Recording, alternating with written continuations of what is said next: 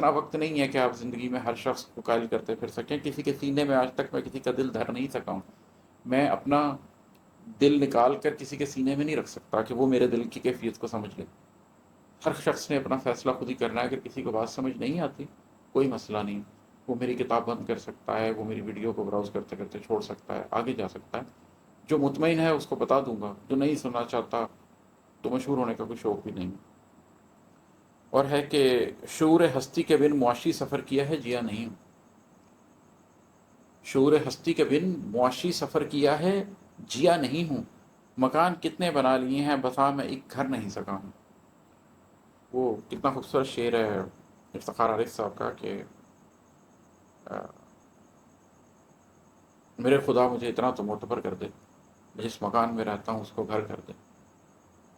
تو جب آپ مکان کے اندر رہتے ہیں اور اس کو گھر ہی نہ کر سکیں تو آپ نے کیا زندگی جی؟ تو یہ ایک سوال ہے, میں اپنے سے بھی کر رہا ہوں اور بھی بہت سے لوگوں سے کروں گا, کہ شعور ہستی کے بن معاشی سفر کیا ہے, جیا نہیں ہے, جیا نہیں ہوں. کہ اگر شعور ہستی ہی حاصل نہیں ہوا, آپ اپنے آپ کو نہیں پہچان سکے, اپنے نفس کو نہیں پہچان سکے, یہ نہیں دیکھ سکے کہ آپ کا نفس کون سی سٹیج پر ہے, اس کی پیوریفیکیشن کے لیے کوئی کام نہیں کر سکے, اندر کا سفر نہیں کر سکے, اپنے قلب کو نہیں جان سکے, اپنی ہستی کو نہیں سمجھ سکے, اس روح کو, اس شخصیت کو نہیں سمجھ سکے جو اس دنیا میں سامان و مکان کا ٹیسٹ دینے آئی تھی, تو پھر آپ نے ایک معاشی سفر کیا ہے.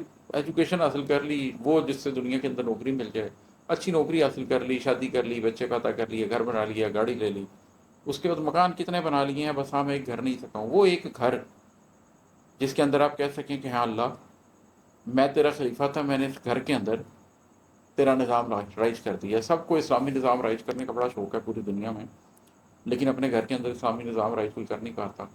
اپنی بیوی کے ساتھ, اپنے بچے کے ساتھ, کہ کس طرح انصاف کے ساتھ میں نے ایک گھر بنانا ہے جو میں اللہ کو سامنے لے کر جا سکوں کہ اللہ میں نے اپنی ذات اور اس کے بعد اپنی ریت کے لیے وہ سب کچھ کیا جو مجھے کرنے کا تم نے حکم دیا تھا.